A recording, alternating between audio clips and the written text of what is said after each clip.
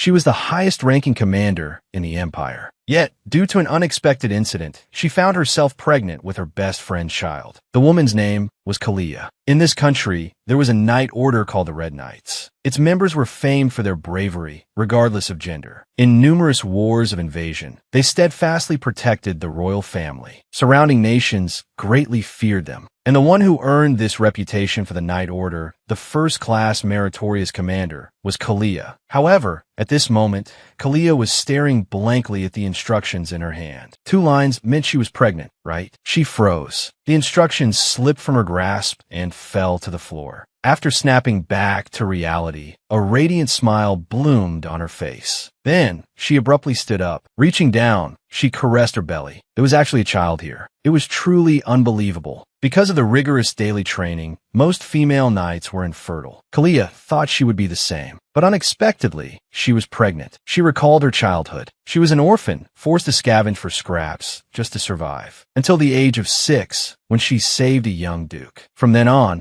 her life changed. Kalia received help from the duke's family and began to learn swordsmanship. Finally, through her own efforts, she became the Empire's supreme commander. Kalia came back to her senses. In this moment, she hoped she wasn't dreaming. She let out a long sigh. The next second, she jumped for joy. She paced back and forth in the room. After a while, she remembered that she was pregnant and obediently sat back down on the sofa. Suddenly, she remembered something important: the child's father. Currently, there was only one suspect. That was the young Duke Kalia saved when she was 6, Shaman. Shaman had now become the Empire's #1 mage, a war hero who stood shoulder to shoulder with Kalia, and also her best friend. Kalia held her head in her hands, distressed. What should she do? She shouldn't have gotten pregnant with her best friend's child, a mistake made in a single night. She couldn't help but curse. Immediately after, she went puri. She couldn't curse now. I'm sorry, baby. Mommy will be careful in the future. Kalia felt a warmth in her heart. It all felt like a hazy dream. She had always longed for a family, so even if it happened accidentally, it was okay. Kalia made a silent vow. No matter what happened, she would protect this child. This female knight discovered she was unexpectedly pregnant. Yet, she didn't dare tell the child's father. She even decided to retire and give birth to the child. At this moment, Kalia was extremely conflicted. Should she tell Shaman about the pregnancy? He was, after all, the child's father. Kalia furrowed her brow and had a second thought. The Duke's family probably wouldn't acknowledge an illegitimate child. Besides Shaman, the Duke's family would be difficult to deal with. Kalia shook her head. She decided she couldn't let the Duke know. But Shaman wouldn't make her get rid of the child, would he? After all, he even disliked humans. Although Kalia didn't expect him to be as happy as she was, the child in her belly was innocent. To her, it was a blessing. Kalia wanted to protect it. She had money and status. She could raise the child. There was no need to marry Shaman. The thought of marrying Shaman sent shivers down Kalia's spine. The two of them had been like brothers since childhood. They were comrades in arms and drinking buddies who talked late into the night. That was all. Besides, the last time they met, Shaman mentioned he already had plans to marry. He even had a certain young lady in his heart. After much deliberation, Kalia still decided against telling Shaman. If she heard Shaman say he wanted to get rid of the child, or saw displeasure on his face, even if it was Shaman, Kalia might kill him. Although he was exceptionally powerful with magic and quite fierce, as long as she planned it well. Kalia was startled by her own thoughts. She was actually thinking of killing Shaman. This could become a complete mess. Kalia looked at the uniform in her wardrobe. Her eyes were filled with reluctance. But now, there was only one way: to protect her child and maintain things as they were with Shaman. She had to retire, no matter what. Kalia put on her uniform once more. Touching the buttons on her collar, she remembered something from before. Shaman had told her, quite seriously, that buttons made of high-purity gold could be used to store magic. I've told you 30 times already. Why can't you remember? Are you stupid? Kalia chuckled, pulling herself back to reality. To be called stupid by Shaman. How could she have spent the night with that guy? She then looked out the window. The war was finally over. Now there was peace outside. Perhaps this was the perfect time for a war hero to disappear. This woman was the commander of the Knights. She became the Crown Prince's guard at 19. Yet, due to an unexpected pregnancy, she was about to retire. Just a moment ago, Kalia, dressed in her military uniform, walked down the stairs gracefully. She looked radiant and incredibly handsome. Herman, the night trainee, watched her with sparkling eyes, full of admiration. The commander is wearing her uniform. Her beauty is truly otherworldly. Commander Kalia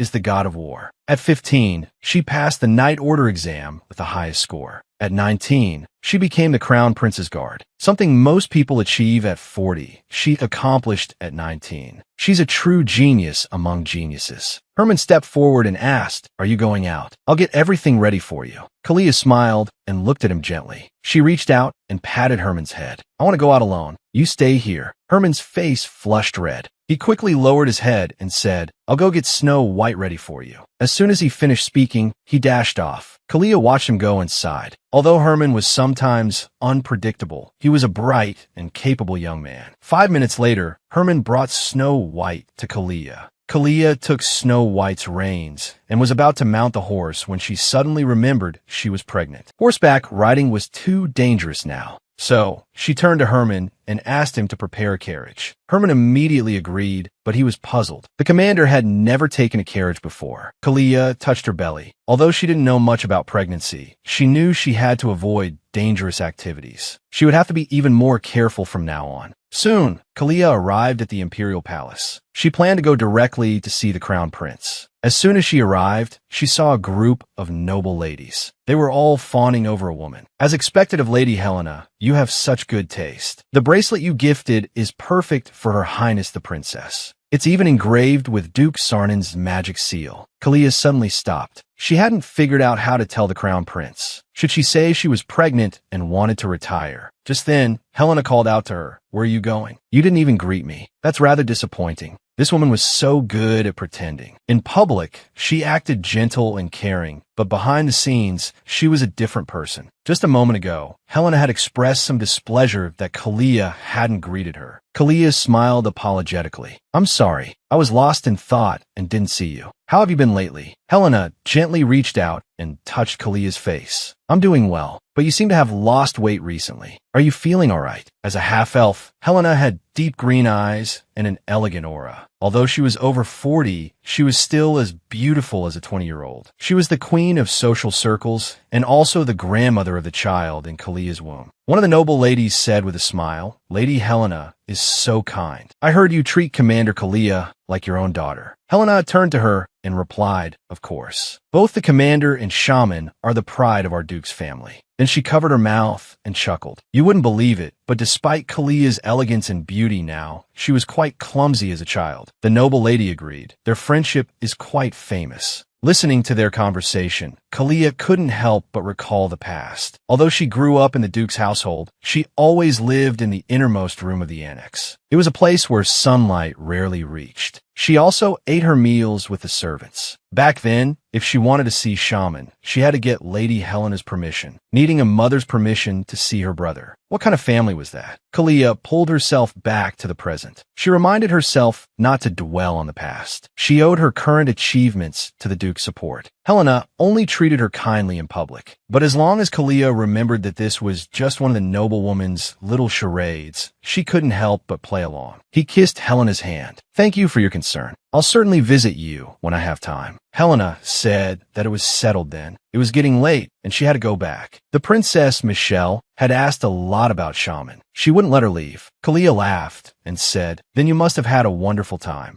Helena nodded. "Of course." Then she left, leaving Kalia alone. Before her stood the Imperial Crown Prince, Louismond, a man with sapphire blue eyes, long blonde hair, and an aristocratic air. He was instructing Shaman to pick up the scattered documents. The wind was strong, and Shaman was standing by the window, enjoying the breeze. Shaman simply snapped his fingers, and the scattered documents all returned to their original places. Then Louismond asked, "Is Kalia coming?" Shaman replied, "He's on his way now." Louismond was puzzled. "I recall today is the Knight Commander's day off. Why is he coming?" Shaman gave a faint smile. "Maybe to see you. Maybe to see me." Louismond was speechless. I really don't know what Shaman is so confident about. Is he never going to confess to Kalia? Louismond rested his chin on his hand, suddenly remembering something that had happened 2 months prior. After the party, celebrating Kalia's victory in the war, Shaman had started acting strangely. He was either constantly chattering or spacing out, and he became agitated whenever he saw Kalia. Compared to him, Kalia had always been the same. Shaman looked out at the balcony. I was going to see him because I'm leaving on business tomorrow. This works out perfectly. The next moment, a knock came from the door. Shaman smiled and said, I don't want to get involved in official business, so I'll be going now. As soon as he finished speaking, Shaman stepped onto the railing. Louis Mond was puzzled. What's the point of having a door if you're not going to use it? Shaman's smile widened. Because I don't want him to see me first. Be sure to tell me what you two talked about. Then he jumped off the balcony. Louis Mond watched his retreating figure with exasperation. Although it was a bit unfortunate to have encountered Shaman, he couldn't have become crown prince without the help of Shaman and Kalia. For the further development of the empire, he needed their strength. Just as he was sworn to defend the empire, Shaman was willing to give everything for Kalia. His feelings for Kalia were unmatched. Just then, Kalia opened the door and walked in. She saluted Louis Mond. Louis Mond quickly asked her, Is something the matter? Kalia looked at him and slowly said, Your Highness, I'm here to apply for retirement. This woman, the Empire's highest-ranking commander, due to an unexpected incident, was pregnant with her best friend's child. She could only choose to retire and raise the child alone. Just now, Kalia had announced her intention to retire, which startled Louis Mond. Did I hear that correctly? Kalia lowered her head and continued, You heard correctly. Please allow me to retire as soon as possible.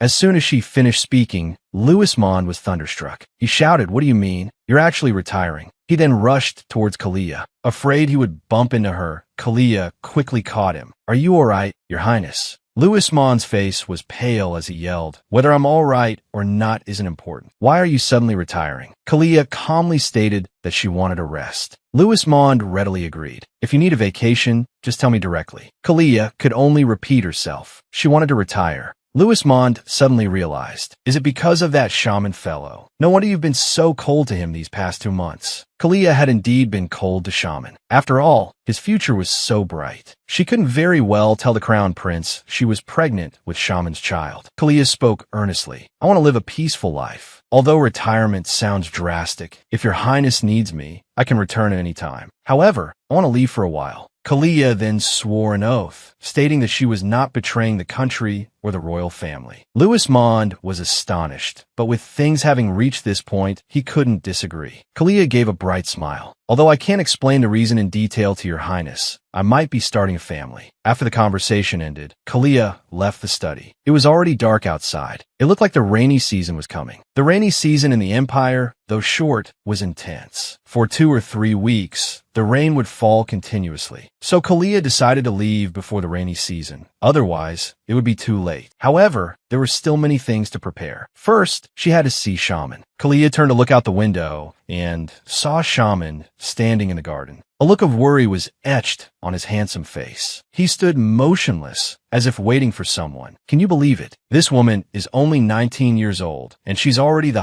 highest-ranking commander in the Empire. Looking at Shaman in the garden, Kalia couldn't help but recall what had happened 2 months earlier. That day, it was just a minor victory celebration. Everyone was drinking and showering Kalia with compliments. Shaman, however, stood silently to the side, watching her. Kalia had had quite a bit to drink, and her face was flushed. Shaman suddenly gestured for Kalia to step outside with him. They were old friends, and a single glance was all it took for Kalia to understand. They left the boisterous banquet and went outside for some fresh air. Shaman kept asking with concern, Kalia, why did you drink so much today? You should drink less. Kalia replied with a smile, I was going to drink less, but I was just in too good a mood. Shaman muttered damn it under his breath. Then he handed Kalia a glass of warm water. Kalia clutched the glass tightly and asked him when he had prepared it, but didn't hear a reply. She just felt a warmth spread through her chest. Shaman seemed gentle, yet his words were always cold. He was such a strange fellow. After finishing the water, Kalia handed the glass back to Shaman. With a simple spell, Shaman made the glass disappear. Kalia shook her head. Such advanced magic, just to make a glass disappear. What a waste. Just as Kalia was about to say she was leaving, Shaman grabbed her hand. I have something for you. Come with me. Kalia was curious. What could he possibly have for her? Shaman said it was Kalia's birthday. Kalia laughed. Shaman considered the day she joined the Duke's manor as her birthday. He really was so literal about strange things. 10 minutes later, they arrived at Shaman's study. Kalia opened the box and saw a row of scrolls. She was a little speechless. Every year for her birthday, he gave her scrolls. Shaman was truly practical. Shaman stared at Kalia for a moment, then began to explain how to use the scrolls. Kalia pointed to one of them. I know this one is used to summon you, right? Shaman gave a handsome smile. This one isn't limited by distance. Just tear it and you can summon me. He suddenly reached out and touched Kalia's face. Even if you're on the other side of the continent, I can find you. Have you ever seen such a magical scroll? Just tear it, and it can detect whether the person you like has feelings for you.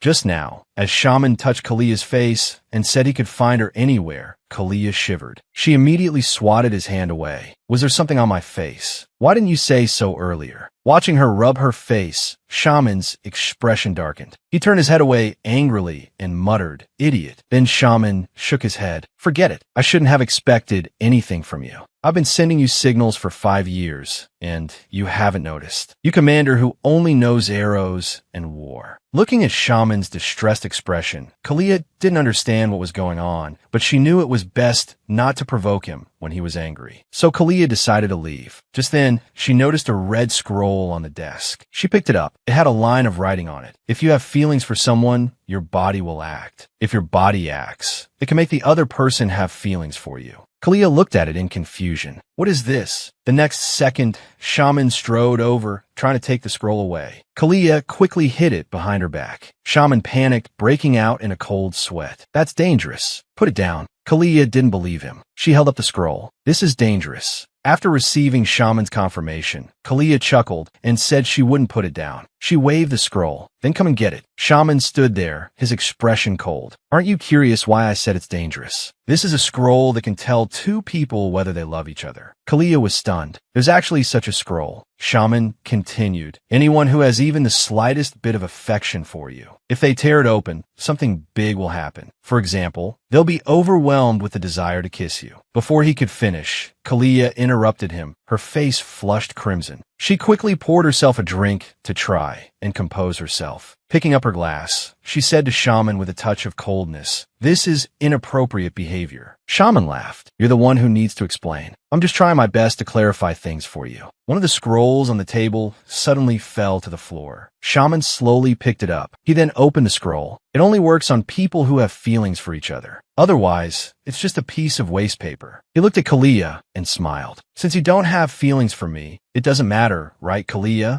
This is the smartest man I've ever seen, successfully using reverse psychology to get the girl he likes riled up." Just now, Shaman opened the scroll and said that if Kalia didn't have feelings for him, the scroll was just a piece of waste paper. Kalia was surprised, momentarily speechless. Shaman smiled and said, "Besides, this kind of mental magic shouldn't work on you, right?" Kalia couldn't help but think, is Shaman provoking me? Shaman held up the scroll and offered it to Kalia. "I'm also a little curious if this scroll works. If our brick-like commander personally experiments with it, then there's nothing to worry about, right?" Kalia refused outright. "I don't want to do this experiment." Shaman nodded and retorted, "So you do like me. That's why you're afraid of what might happen, right?" As soon as he finished speaking, Kalia flew into a rage. She angrily snatched the scroll. Through gritted teeth, she said, "I'll just tear it open then." And with that, she ripped the scroll to shreds. The moment she tore it, Kalia regretted it. What am I doing? Why am I acting so childish? The next second, Kalia suddenly felt a sharp pain in her head. She looked at Shaman nonchalantly. "Happy now? Is it that fun to tease me?" But Shaman's eyes had turned slightly red, and his whole body shimmered with light, making him look incredibly noble and handsome. Kalia stared, mesmerized. Why is he sparkling? Shaman suddenly leaned closer to Kalia. He asked what's wrong. The moment his hand touched Kalia, she felt as if she'd been electrocuted. Her face flushed crimson, and her heart pounded in her chest. Kalia looked at Shaman, feeling that something was terribly wrong. She turned and tried to leave, striding towards the exit. Shaman quickly chased after her and grabbed her hand. Kalia flung him off. "I have to go home, no matter what." She then mounted her horse. However, before she could get far, the horse's legs buckled. Kalia cursed on her breath. She had no choice but to return.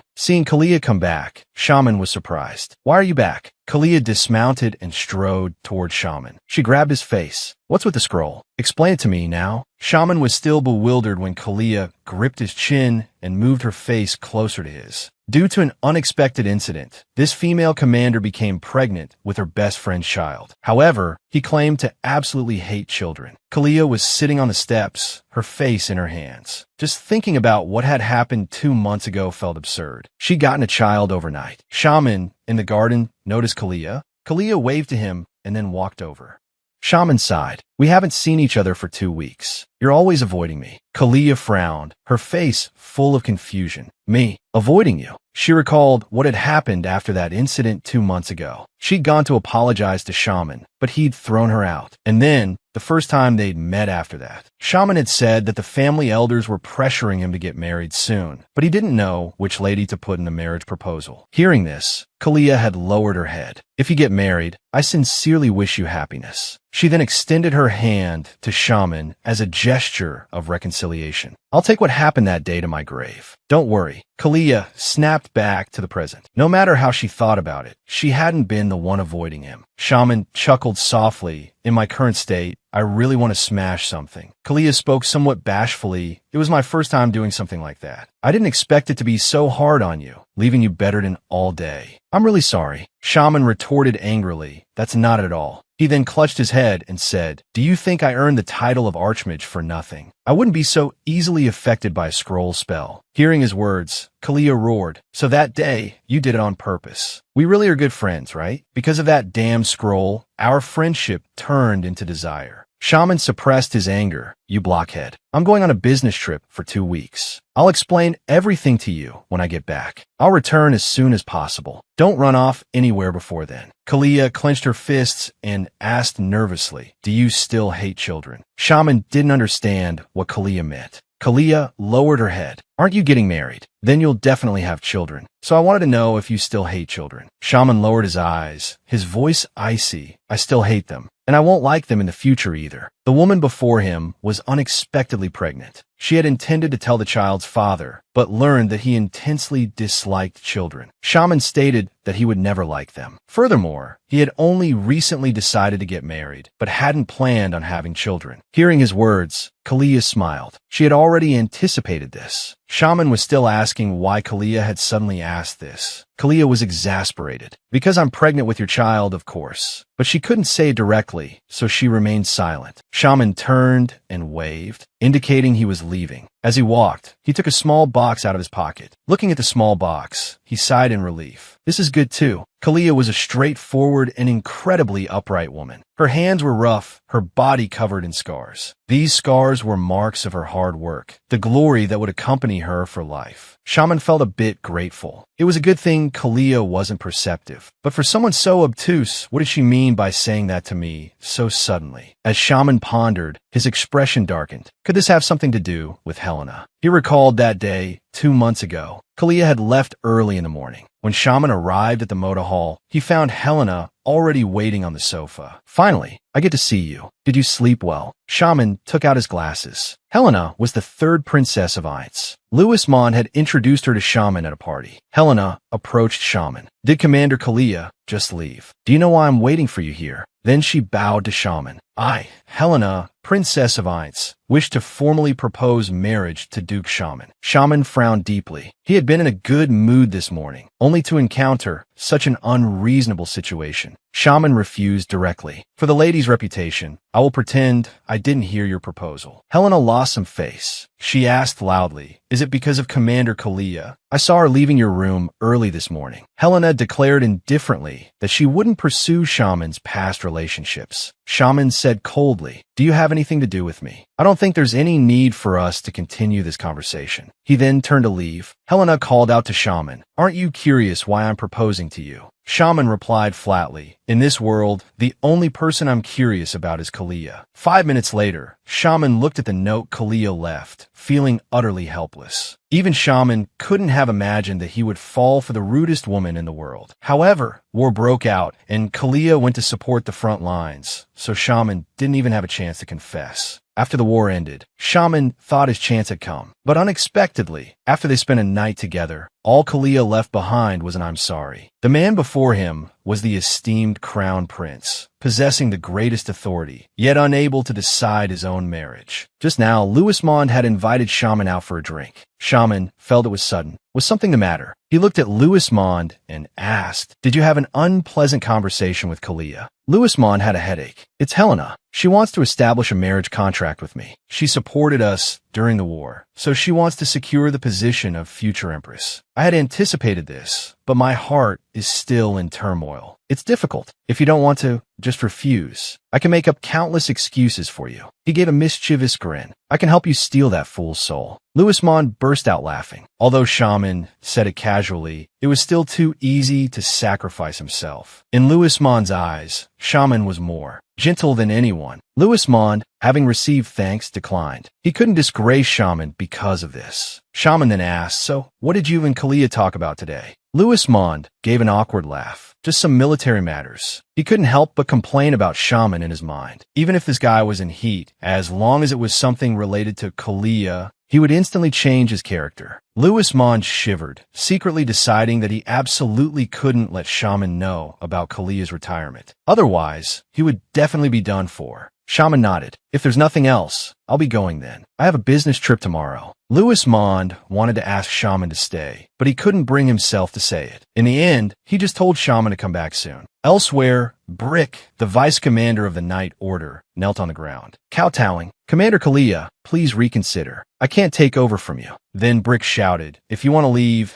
at least make me capable of taking over first." Kalia had a terrible headache. Brick had been like this for 3 days. There was no more time to delay. Brick asked, "If you must retire, at least give a proper reason." Kalia said it was a personal matter. Brick was still relentless. Kalia could only appease him for now. "Then, before I return, you'll be the acting commander. I might come back in a year." Only then did Brick reluctantly compromise. Kalia looked out the window. There was no time to delay. There was about a week left before Shaman returned. It seemed she had to act quickly. She hadn't transmigrated or been reborn, but had climbed her way up to become the Empire's supreme commander. Yet, due to an unexpected pregnancy, she was preparing to retire. Kalia sat in the carriage, staring out the window in a daze. It had been 8 years since she had been to the city center. It was truly desolate. Then she asked Herman to stop the carriage. Kalia slowly got out of the carriage and looked at the moss-covered alley. She couldn't help but recall her childhood in Shaman. It felt like it had happened just yesterday. But anything before that, no matter how hard she tried to remember, was blurry like fog. Kalia covered her face, somewhat doubtful. "How did I survive in that dark alley?" Just then, Herman suddenly spoke. "If we're any later, we might not arrive at the agreed time." So Kalia hurriedly got back into the carriage. She couldn't be late. 2 hours later, Kalia and Herman arrived at a restaurant. Herman looked around, noticing that the person they were meeting hadn't arrived yet. Then a boy's voice came from nearby. "Your hat is so pretty." Kalia turned to look. It was a boy drawing. He must be the waiter's son. He was so cute. She wondered what kind of child she was carrying. The waiter handed over the menu and apologized to Kalia. "That's my son. He's been a little disobedient lately." Kalia smiled and said it was all right. Then she ordered a few desserts. Herman, drinking orange juice, asked excitedly, "What kind of person are we meeting today?" Kalia stammered, unable to answer. The boy's eyes lit up when he saw the desserts. "It's lemon cake." Kalia asked him, "Do you want a piece?" Although the boy really wanted some, he shook his head. "Mommy will scold me." Kalia thought for a moment. "Then draw me a picture. I'll give you this piece of lemon cake as a reward." As soon as she finished speaking, the boy immediately started drawing. In no time, a simple drawing was complete. Kalia praised him with great satisfaction. "You really have potential. It's a wonderful drawing." The next second, a commotion came from the doorway. "Give me a tequila." Kalia's expression immediately turned serious. This woman had explosive combat abilities. She became the Crown Prince's personal bodyguard at 19. She was the Empire's supreme commander. How could anyone dare provoke her? Just now, a commotion had come from the doorway. A man in armor grabbed the woman's hand roughly. "You arrogant woman. If you don't have agave, go buy some." The boy, seeing his mother treated this way, was terrified. Kalia watched from the side, seething with anger, but still unwilling to reveal herself. The man grew increasingly aggressive, threatening to smash the small shop to pieces. Just then, a man wearing glasses walked over. "What are you doing? Stop it." The man in armor didn't take the skinny man in glasses seriously furiously and ordered his men to kick him away. He yelled, "We're first-class warriors. Get lost." Kalia finally couldn't stand it any longer. She grabbed the man's hand. He turned around. "Where did you come from? Looks like the rich little miss doesn't know fear." Kalia strode towards the man and threw a fork. The fork pierced the man's hand. He cried out in pain and immediately ordered his men to kill Kalia. Kalia took out a fan, and in just a few moves, had the thugs completely subdued. They all lay on the ground groaning. Kalia looked down at them. "You're weaker than willow shear floating in the air. Truly irritating to look at." And she punched the man hard in the face. He was no match for Kalia. Panicked, he yelled, "Go get the guards." Kalia smiled. "Will you be faster getting the guards, or will I be faster killing you here?" The man hesitated, then immediately turned and ran. However, Kalia wasn't going to let him escape. She grabbed a nearby bottle and smashed it against the back of his head. The man collapsed unconscious. Kalia looked at him with disdain. "You should be thankful there's a child present. That's why I avoided bloodshed." Kalia asked the waitress if she was all right. The waitress said she was fine, but was worried about the doctor. Kalia looked at the unconscious man in glasses. "He's a doctor. What's his name?" The woman slowly replied, "His name is Alan." She thought to herself, "This woman is truly worthy of being the Knight Commander." She took down a bunch of thugs in just a few moves. Just moments ago, after finishing with the thugs, Kalia prepared to leave. She crouched down and spoke to the boy. "Your name is Clark, right? If you want to protect the people you care about, you need to become strong. I can teach you how. Do you want to learn?" Clark nodded. Kalia patted his head. "Go to the Taxicate Academy and find someone named Josiah. He'll teach you." The waitress was surprised. "That's not a place just anyone can go to. Who is this woman?" She hugged Kalia tightly. "Thank you so much. Could you tell me your name? I'd like to send you a thank you letter." Kalia blushed and said it wasn't necessary. She added that if Clark didn't study hard, she wouldn't hesitate to kick him out. Then she turned and boarded the carriage. At dusk, Alan opened the door and asked Kalia if she was ready. Kalia nodded and reached for a suitcase. Alan rushed over and stopped her. "You can't lift heavy things. You must be extra careful in the early stages of pregnancy." Kalia sighed. Dr. Alan really is, as the rumors say, a real nag. Kalia had wanted her primary physician to come along, but he wasn't available, so she brought her cousin, Alan, instead. However, Alan was indeed very responsible. He took all the luggage and continued to remind Kalia of various pregnancy precautions. Kalia nodded. Alan's behavior made her feel like she wasn't pregnant, but rather terminally ill. Alan patiently explained that pregnant women are as fragile as newborns, which is why she needed to be careful. Kalia finally understood. As soon as she stepped outside, Herman was waiting at the door. Kalia couldn't help but say, "You'd be better off staying in the capital than following me." Herman gave a bright smile. "Won't we be returning to the capital eventually? Besides, I've never traveled before. I've always wanted to see the world." And so they set off. Louis Mond watched the scene from the balcony, his heart filled with melancholy. If Shaman knew about this, he might kill him. But thankfully, his resignation had been negotiated into a leave of absence. "You must return safely. Have you ever seen such a magical scroll, Kalia? As soon as it's torn, it can teleport you instantly." Kalia sat in the carriage and tore a Shuani scroll. A flash of light erupted. Herman closed his eyes nervously. When he opened them again, they had arrived at another place. Herman looked at the scenery outside and exclaimed, "It's the sea. We really teleported. It's amazing." Kalia looked at the sea and smiled. "Let's go. We don't have much time." Kalia and Herman returned to the carriage. Alan was exhausted. He wearily asked Kalia, "This is already the 5th scroll. If it were an ordinary person, thought they would have fainted from exhaustion long ago." Kalia replied nonchalantly, "I've used 10 at most before." As soon as she finished speaking, Kalia tore another scroll. Shortly after, they arrived in a forest. Herman covered his mouth, feeling nauseous. "I'm going to be sick." Alan rummaged through his luggage and said, "It must be because of the repeated teleportations in such a short time. That's why you get motion sickness." He handed Herman a motion sickness pill. Kalia looked around and spotted a city. Alan consulted the map and nodded. "We still have a ways to go. We're headed to a place called Andic. It's a quiet, ancient city." Without further ado, they decided to set off, hoping to arrive before dark. 2 hours later, they finally reached Andic. Alan quickly arranged for a hotel. Kalia was very satisfied with Alan's efficiency. "It seems I was right to bring you along." Alan smiled and said, "You've been traveling all day. You must be tired. Please rest well."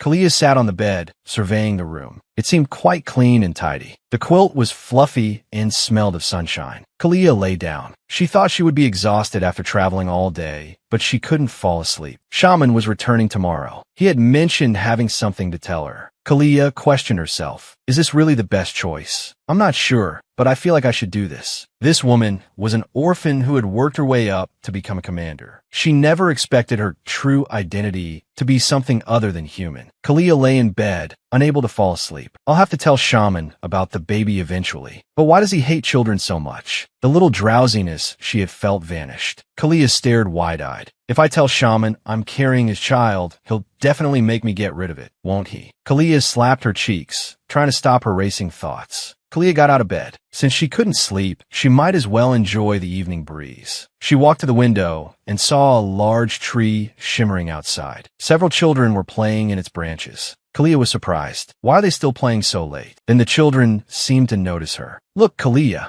it's a human. Is she half elf? Her hair is so beautiful. Kalia asked, are you elves? The boy smiled playfully. It's been a while since we've seen a human who can see us. Are you really human? Kalia had heard Shaman talk about elves before. The Elven Empire occupied 20% of the world's territory. Humans could rarely enter their territory, so they were very rare. They used giant trees as barriers, concealing the entrances. That's what was happening with these children. Kalia replied calmly, I'm human, and this is the first time I've seen elves. The boy was puzzled. Then how can you see us? He looked at Kalia's stomach. I know. It's because of the baby. Kalia was startled. How did you know I'm pregnant? The elves laughed joyfully. Because we can see the baby. Sometimes babies can see us too. The little elves gathered around Kalia. This baby is really special. Your belly is emitting a beautiful light. This child will definitely become a very special person. Kalia lowered her head. The elf's words felt like a prophecy, but she only hoped that this child would grow up quickly. Seeing Kalia's pale face, the elves panicked and hurriedly offered her some elf water. Kalia knew that elf water was extremely precious. It was the tears of elves and could cure all illnesses. However, she refused. I'm stronger than you. I don't need it. Then she reached out and hugged the elves. Thank you. See you tomorrow. Kalia waved and left. The elves who remained were very excited. It seems like it's not just her child that's glowing. The human's body is faintly glowing too. She probably doesn't even know she's not human. That woman is so lucky. Not only can she see elves, but she also received elf water that can cure all illnesses. Kalia came to the big tree again, but didn't see the elves. Are they sleeping? Just then, Kalia saw something sparkling nearby. She picked it up and saw it was a small bottle. Kalia thought that someone must have lost it. I should put it back where it was. Suddenly, the large tree beside her spoke. This startled Kalia. Was the tree talking? It has its own consciousness. Kalia asked, did the children put this here? The tree quickly confirmed that they had. Kalia gently stroked the tree. This small bottle looks just like elf water. I should thank them properly. Because she had come in a hurry, Kalia didn't have any gifts with her. So, she placed a box of cookies under the tree. Please thank the children for me. I'll visit them again when I pass by. In a distant building, a red-haired man was drinking. He looked at Kalia with some confusion. Who is that woman? Is she crazy? She's actually talking tenderly to a tree. The next second, the door opened and a silver-haired girl fell to the floor. She reached out her hand, pleading for help. The red-haired man grabbed her by the collar, leaned close to her ear, and said with a smile, "We'll help you." Then he led her to the balcony. The man pointed at the big tree. "Can you see the elves?" The girl trembled and said she couldn't. The man gripped her face tightly. "Melina, if you can't see the elves, then I've healed you for nothing." The man called out Diamond. A woman appeared beside him, and she immediately attacked the tree. The tree instantly lit up with a protective shield, blocking the attack. Melina's eyes widened. Why are the children there? Meanwhile, in the carriage, Kalia suddenly felt uneasy. Herman quickly asked her what was wrong. Kalia said she was fine. She was just suddenly reminded of the red-haired man she had seen. He's the prince of the Ahan Kingdom. The Ahan Kingdom had always been a neutral country, indifferent to war and economic exchanges. Kalia had been there once to trade for medical supplies. So she had met Prince Balpoo of the Ahan Kingdom. Kalia was puzzled. Why would Balpoo be here? This effeminate-looking man was the prince of the Ahan Kingdom. He appeared kind on the surface, but was vicious at heart. Kalia recalled her first meeting with Balpoo. He had spoken to her in a very disdainful tone. "I've heard a lot about you.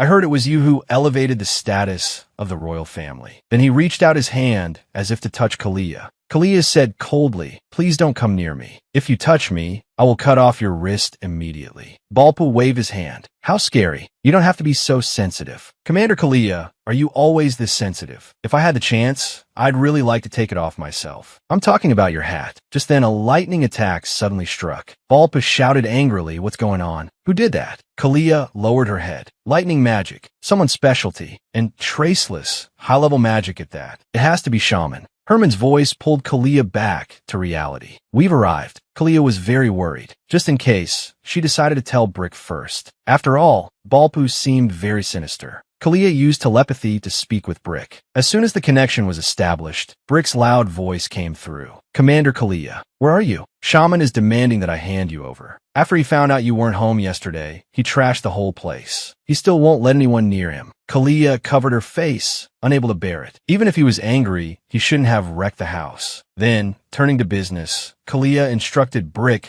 to investigate the matter concerning Balpoo. Brick's expression turned serious. "That wretched prince. That's unusual." After giving her instructions, Kalia told Brick to keep her situation a secret from Shaman. Brick expressed some concern. "What if Shaman uses mind control on me? Then there's nothing we can do." Hearing Brick's words, Kalia couldn't help but think to herself, Shaman wouldn't do that, would he? After all, they're just friends. Time was running out. If she went back and Balpoo recognized her, things would get even more complicated. So it was best to leave as soon as possible. An idea suddenly struck Kalia. She quickly told Brick to inform Shaman that she was currently in Andic, then immediately ended the communication. She then ordered Herman to depart at once and leave this place. Kalia used several teleportation scrolls. Everyone was breathless from exhaustion. But at such a distance, Shaman shouldn't be able to find them easily. So Kalia led the three of them to a small inn. "Excuse me, my cousin and younger sister aren't feeling well. Could we impose on your hospitality?" Due to an unexpected incident, this woman became pregnant with her best friend's child. But she hid it from everyone and left, wanting to give birth in secret. Kalia was lying in bed as Alan examined her with magic. He smiled. "The baby is growing day by day." Then Alan waved his hand, and a magical screen appeared in the air. They could see the baby in Kalia's belly, already developed into a small embryo. A blissful smile spread across Kalia's face. The child had grown so much in such a short time, but she still needed to be extra careful. Alan shakily packed up his medical kit. Although exhausted, he still carefully gave some advice for pregnant women before tremblingly taking his leave. Kalia was speechless. It was just a checkup. Was it really that tiring? Kalia looked out the window, and her thoughts drifted to Shaman. "Shaman, did you find those children in Andic?" Others might not be able to see them, but Shaman had elven blood flowing through his veins, so he could see the elves. Kalia gently caressed her belly. "I can see those children thanks to the baby in my womb. It's Shaman's bloodline. I hope they'll be all right." Shaman's face filled Kalia's mind. She found it strange. Now that she was far away from Shaman, she thought about him constantly. Kalia whispered, "Are you thinking about your father?" "I'm sorry, baby. My feelings for Shaman are only those of a friend and a brother. Brothers and sisters should care for each other and not cause trouble for one another. That's why I chose to leave." Kalia couldn't help but recall the events of that night, and her face flushed crimson. "Since I can't sleep, I might as well go for a walk." Elsewhere, Shaman caressed the large tree where the elves resided. He infused it with his magic power, but the tree didn't return to its original state. Shaman hung his head silently. It can't be restored. Magic power alone isn't enough. It needs sufficient time. And elven water made from joy. He felt incredibly frustrated. "Kalia, how could you just leave a letter and disappear like this?" Shaman recalled the contents of the letter. Although Kalia had told him not to look for her, how could he possibly give up? Just then, Shaman suddenly noticed that the tree had been struck by lightning magic. This puzzled him greatly. There's actually such a high-level mage. I should know about them. Shaman thought carefully. Kalia must have had a reason for leaving traces. So Shaman used a tracking spell on the tree. Soon, he arrived in the forest. A corpse lay sprawled on the ground. He reached out and examined it. The blood was a dark purple. Shaman stared at the blood, lost in thought. Is this an elf or a monster? He was the most powerful mage in the empire, yet the woman he loved deeply had left without a word. Just now, Shaman had used a message spell to contact Brick. Come here immediately. I need you to retrieve a body at the coordinates I'm sending you.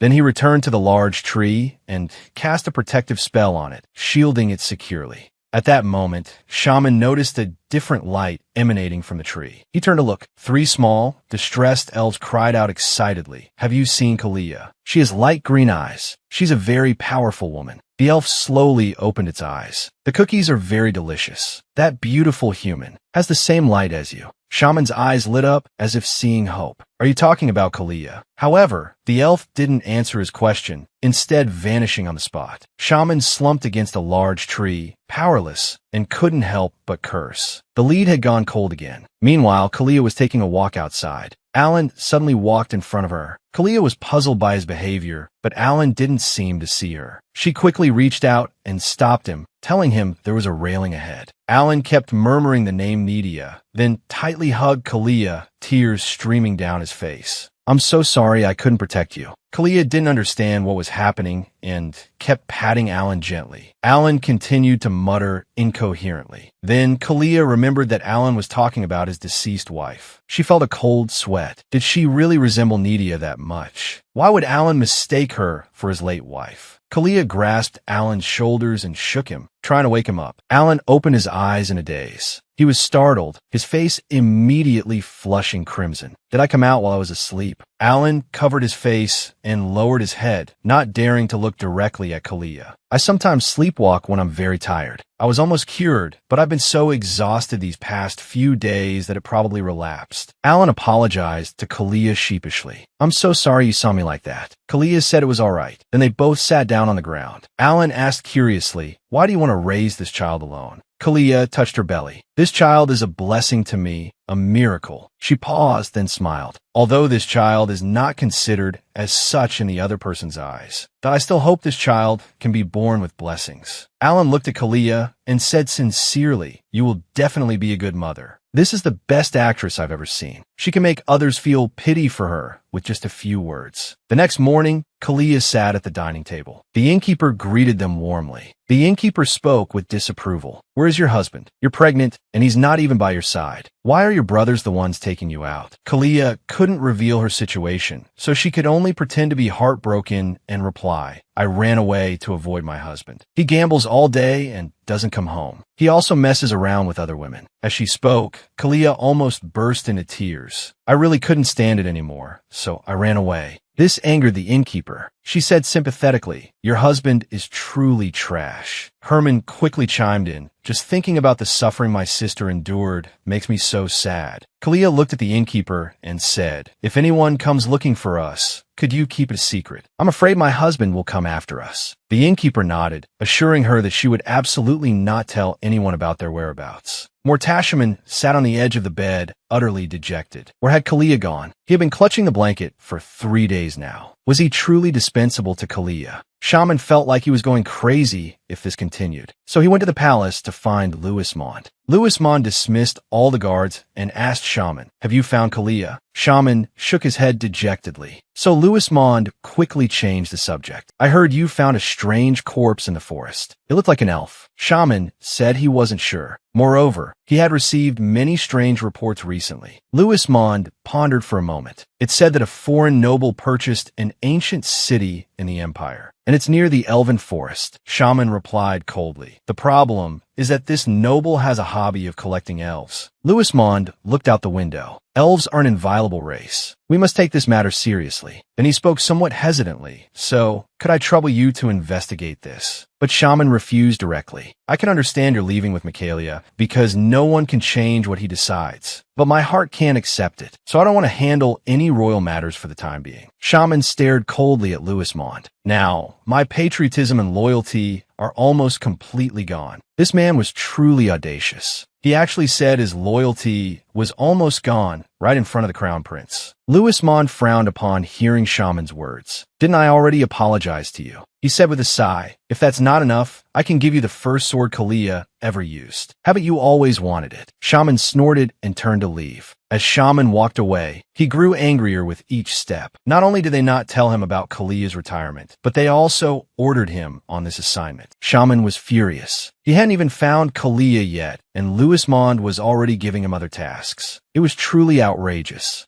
Shaman arrived at the Magic Tower's underground laboratory. He demanded to know whose body it was. The researchers hurriedly replied that further investigation was needed. The body has multiple injuries, and while the blood is similar to an elf's, the organs are closer to a human's. The researchers continued. Judging by the appearance, he resembles the banshee who died meeting her family. However, his magic power is chaotic. Shaman extended his hand over the body and began to use magic. He detected that the body's magic power was indeed chaotic. If he were an elf, he should be able to use magic properly. Shaman asked again, "So, your conclusion is?" The researchers stammered the body. "It appears to be a chimera." Hearing their words, Shaman rubbed his temples and cursed in frustration. It seemed he had no choice but to accept that proposal. 1 month later, Kalia and 2 others moved to Lua, a beautiful city in the south. She was sitting on the sofa, reading the newspaper. The articles were all about Shaman. Kalia lowered her head. What was Shaman trying to do? He wouldn't appear in news magazines unless there was something important going on. Yet, here he was plastered all over the papers. Kalia couldn't understand. Did Shaman want to be a troublemaker? Kalia recalled a few weeks ago when Herman suddenly told her that Shaman had been unconscious for 3 days after fully unleashing his magic power. This startled Kalia. Fully unleashing magic power was like draining a mage of all their blood. What was Shaman trying to do? Was it for her? The female commander had become pregnant with her best friend's child due to an accident. For the child's sake, she chose to retire. Just now, looking at Shaman in the newspaper, Kalia fell into deep thought. When she retired, she had asked Louismond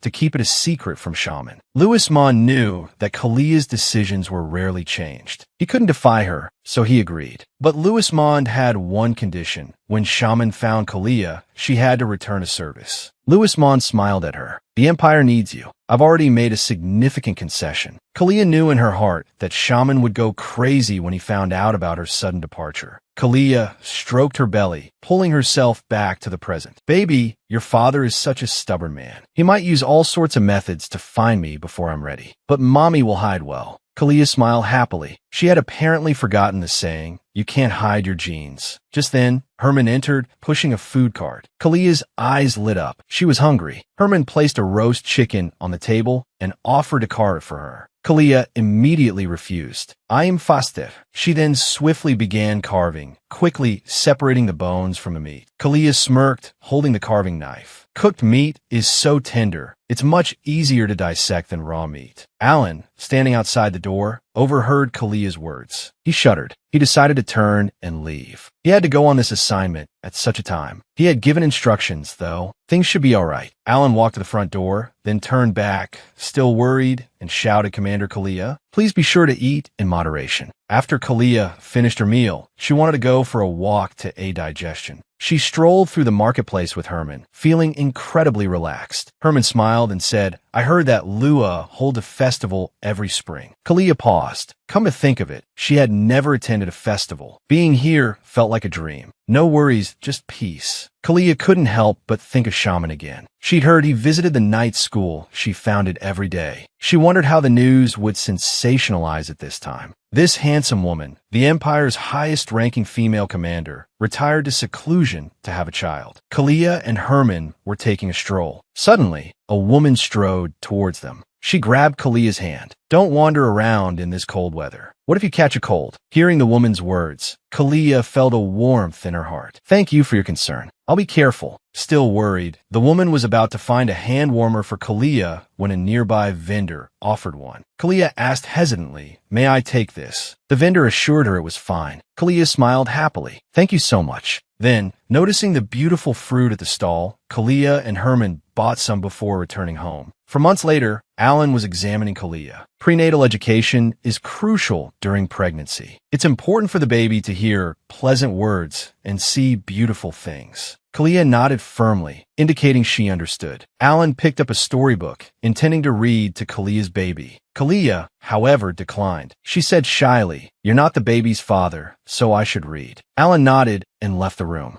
Closing the door behind him, he leaned against it, Kalia's words echoing in his mind. "You're not the baby's father." Having spent so much time with Kalia and Herman, Alan had unconsciously developed paternal feelings. Kalia was right. Even so, he had experienced happiness because of Nadia. Inside the room, after finishing the story, Kalia took a photo out of a drawer. Looking at Shaman's face, she hoped her child would resemble both herself and Shaman. Falling asleep, Kalia had a long dream. In the dream, her belly was flat and Shaman was holding her tightly. Kalia frantically searched for a child. Shaman asked, "Do you want a child?" Then, smiling, he leaned towards Kalia. "Then let's make one." 5 months pregnant, this woman dreamt of playing cards with her best friend. Kalia abruptly awoke, her face as red as a ripe tomato. "I'm pregnant. How could I have such a ridiculous dream?" She reassured herself, "It's just hormones. And Shaman was in my dream because I looked at his photo before bed." Kalia caressed her rounded belly, comforting her baby, then went to the dining table. McKenna, while cooking, asked, "Is there a celebration coming up? Have you seen the gypsies?" Kalia replied that she had. They chatted briefly. Suddenly, Kalia remembered McKenna had 5 children. Curious, she asked, "Is it always lively when you get home?" McKenna laughed. "Lively. My ears nearly go deaf." She then rambled on about her children. Kalia hesitated, struggling to speak. Noticing this, McKenna asked, "Is there something you want to say?" Kalia stood up, blushing. "I do have a question." She glanced around. "Since you've had 5 children, you might know." McKenna smiled. "Ask away." Kalia spoke hesitantly. "I dreamed about the baby's father last night. It's the first time I've had such a dream, so I'm wondering if it's normal." Kalia shyly twirled her hair. "I don't know why, but I feel embarrassed." McKenna exclaimed, "Oh, everyone has those dreams. I had them all the time when I was pregnant with my first." Relieved, Kalia thought, "So it's normal to have such dreams. Pregnancy is so strange." Blushing again, she realized it wasn't something to be ashamed of. "But why do I keep thinking about Shaman, even though he's so far away? Did he cast a spell on me?" Eating her bread heartily, Kalia thought that continuing life like this wouldn't be so bad. The pregnant woman's appetite was voracious, causing the baby's weight to increase steadily. Continuing like this would be dangerous. Alan was examining Kalia.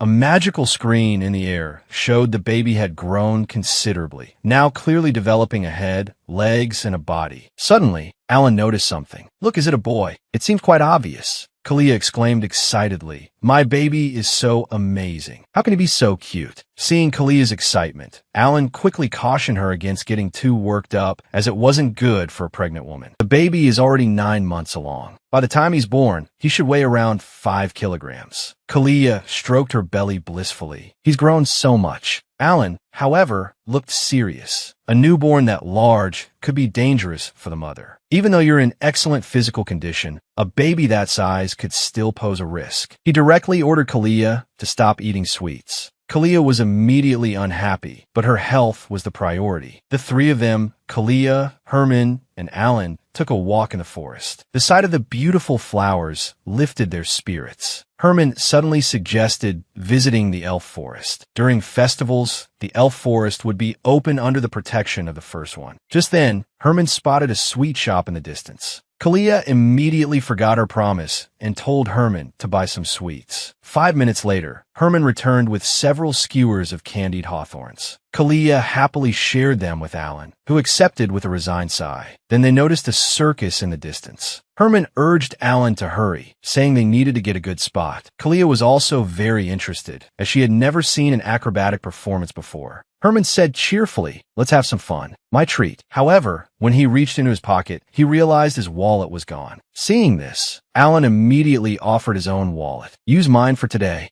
Herman exclaimed gratefully and declared that they were going to have a blast. Watching their happy faces, Kalia smiled. This is so wonderful, but why do I always feel this emptiness? Like I've forgotten something. This man was the Empire's highest-ranking mage. Yet, he had been secretly in love with a girl for years without the courage to confess. At this moment, Shaman was lying in bed. He opened his eyes, his mind filled with images of Kalia. Kalia, where are you? Come back, please. Shaman decided that if he ever saw Kalia again, he would tie her hands and feet. He slowly sat up, a thought suddenly occurring to him. I should just die and get in the newspapers. But then he reconsidered. What if he died and Kalia still didn't come back? Shaman had a terrible headache. He had thought that being friends meant they could always be together. Apparently not. He had earned the title of Grand Mage for Kalia. Without her, he wasn't happy at all. From the day Kalia saved him, Shaman had belonged only to her. He looked at the pink pearl. If only I had confessed sooner. Would things be different? Shaman recalled a business trip where he and his subordinates visited an academy. As a level 12 Grand Mage, Shaman was the center of attention wherever he went. The surrounding girls blushed. It's the first time I've been this close to Master Shaman. He's the most handsome man in the Empire. Shaman's subordinates, Henry and Tavon, rolled their eyes. What good is being handsome? That guy's a demon. Another subordinate, Derek, was puzzled. He looked at the scroll, perplexed. The day this scroll was used, I found a rope in the dormitory. A disturbing thought crossed Derek's mind. Could it be? Commander Kalia discovered the scroll's properties and imprisoned Master Shaman in anger. Derek broke out in a cold sweat. If that were true, he would have been dealt with by Shaman already. He breathed a sigh of relief. He was still alive and well. He double-checked the scroll when he got back.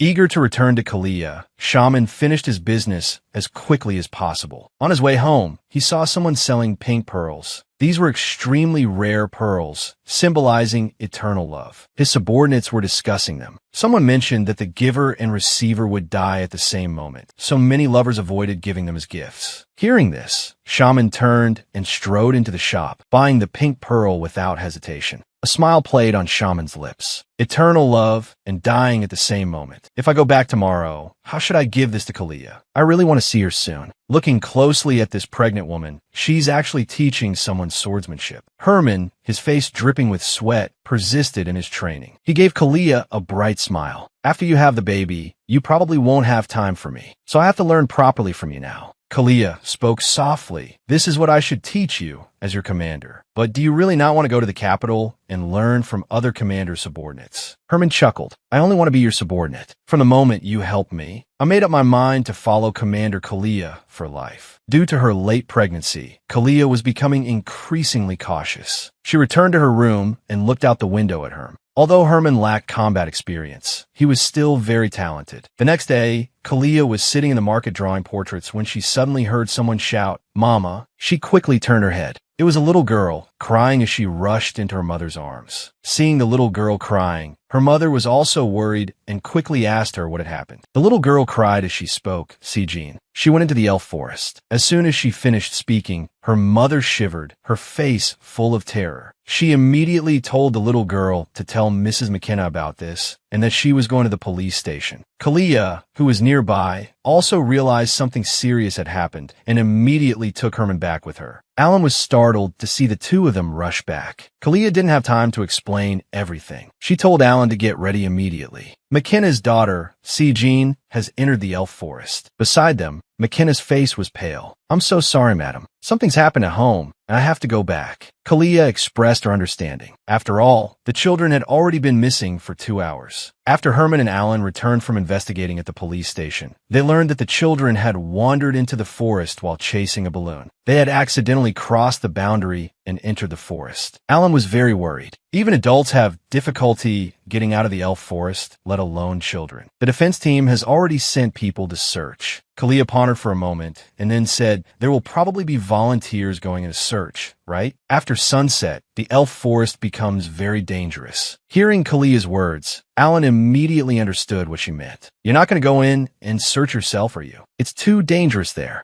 However, Kalia simply said, the elf forest is indeed dangerous, but that's for ordinary people. This woman, 9 months pregnant, was determined to enter the dangerous elf forest to save the children. Just now, Kalia had decided to enter the elf forest herself. If the sun went down, the children would likely be lost, as even she would have difficulty in navigating the forest at night. Kalia stroked her belly. In this village, the only one who could save the children was herself. Kalia closed her eyes. If it were her in the past, she would have gone without hesitation. But now, things were different. Kalia spoke softly. Even if I have no power, if you, my baby, were trapped in the forest, I would do everything in my power to save you. Then she instructed Alan to wait for her outside the forest. Kalia smiled and said that she wouldn't go too deep into the forest. As long as they were careful of illusions, there wouldn't be any danger. Alan was still worried. After all, Kalia was pregnant. Kalia comforted Alan again. I also have a blink scroll. Then she spoke to Herman. Can you come in with me? Because you're the person I trust the most. Herman nodded vigorously. I will. 10 minutes later, Kalia and her companions arrived outside the forest. McKenna cried and begged the guards to let her in. She wanted to find her child. However, the guard stopped her. The sun is about to set. The forest is too dangerous. Herman asked in confusion, why is everyone so helpless against the elf forest? Kalia patiently explained to him, because the elves are hostile to humans. To them, humans possess a special and terrifying power. Moreover, there are many traps within the forest. They are difficult to deal with. Kalia walked straight into the forest. Herman said uneasily, aren't we going too far? Kalia reassured him, as long as we don't get lost due to illusions, it won't be a big deal. At least it's not dark yet. Kalia frowned. Although she had told Herman it was all right, the footprints she had seen at the entrance were not a good omen. If I remember correctly, those should be like in wolves. In Kalia's current state, she can only handle 2 or 3 at most. If it's a pack, things will get very tricky. But Kalia is more curious about how the monsters got into the elf forest. Herman gripped his sword tightly. Allow me to protect you. The girl before him possessed breathtaking beauty, but she couldn't speak. Her father gently stroked her face. I am Sore,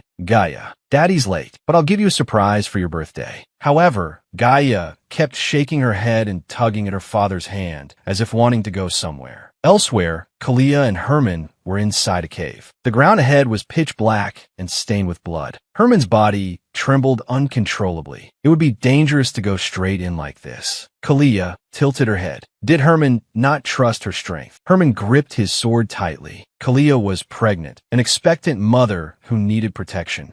Herman trembled as he stood in front of Kalia. I'll be a human shield to protect you. Kalia indicated it wasn't necessary and threw a ball of light onto the ground. She covered Herman's eyes. The ball of light immediately emitted a strong glow, illuminating the entire cave. Kalia smiled faintly. I'll be back soon. Stay here and watch for other monsters. Kalia raised her sword, channeling power into it. Then she blasted a hole in the wall in front of her. Just then, 2 werewolves walked out, each holding a child. Kalia looked at the 2 werewolves coldly. They only brought out 1 child. It seems they planned to use the child as a hostage and escape. Just as the werewolves dropped the child and were about to flee, Kalia seized the opportunity and hurled her sword. The sword pierced the werewolf's back, and it collapsed to the ground. Kalia was utterly cold. If it weren't for Sasha in her belly, she would have torn these werewolves to shreds on the spot. Kalia stroked her belly, gently soothing Sasha. If Shaman were here, he would probably know something. The other werewolf was still restless. Kalia wanted to capture it alive to find the other child. Kalia exchanged a few blows with the werewolf and found it surprisingly difficult. Just as she was about to finish it off, a man intervened. He killed the werewolf with a single blow. Kalia frowned, unsure who this man was or why he had suddenly appeared. When the man saw Kalia, an indescribable emotion flickered in his eyes. This woman's constitution was too unique. She could actually see elves. Just now, Kalia was about to enter the depths of the forest to search for the children when an elf girl grabbed her hand. The child in Kalia's belly was also kicking incessantly. She looked at the girl in front of her, finding it strange. The girl seemed as weak as if she had no presence at all. Kalia asked, "Can't you speak?" The girl stared at her intently. Kalia sighed. "I don't have time to play with you right now. I need to find the children. Are you trying to lead me somewhere?" The girl nodded repeatedly. She tugged on Kalia's hand. Kalia said calmly, "If you're playing tricks on me, I will hurt you." The girl gave a breathtakingly beautiful smile and then led them into the forest. 5 minutes later, they arrived at a place filled with flowers. The ground was covered with colorful blossoms, and small sprites flew in the air. Herman was mesmerized and started playing with the sprites. Kalia found it strange. Why could Herman see these sprites, but not the elf girl in front of him? Kalia asked where the children were. The girl smiled faintly and was about to lead her there when a small sprite flew to the girl's ear and whispered something. The girl's expression suddenly darkened. She abruptly grabbed Kalia's hand. Kalia also sensed something was wrong. "We don't have much time. Tell me where the children are, quickly." The girl kept shaking her head, looking terrified. Kalia flung his hand away. "I said there's no time." The next second, he saw a mushroom footprint on the ground, along with a few drops of blood. He couldn't worry about it anymore. He immediately set off with Herman. The elf girl stood there, at a loss for what to do. A white dove brought news. The girl's face immediately lit up with joy.